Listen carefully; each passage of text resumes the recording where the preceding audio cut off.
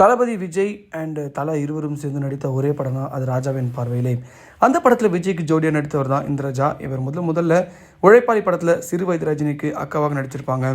அப்போது அந்த படத்தில் இந்திரஜாவுக்கு வயசு 7. அதன் பிறகு ராஜாவின் பார்வையிலே படத்தில் ஹீரோயினாக நடிச்சிருப்பாங்க. ஆனால் தமிழ் சொல்லிக் கொள்ளும்படி அவர் எந்த படங்களிலும் நடிக்கவில்லை.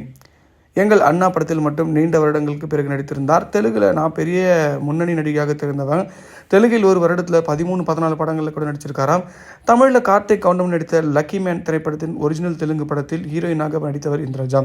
தமிழை விட அந்த படம் தெலுங்கில் சூப்பர் டூப்பர் ஹிட்டு.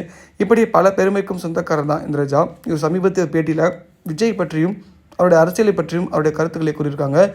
ராஜாவின் பார்வையிலே படத்தில் நடிக்கும் பொழுது இந்திரஜாவும் விஜயும் அப்போதான் சினிமாவில் என்ட்ரியான நேரம்.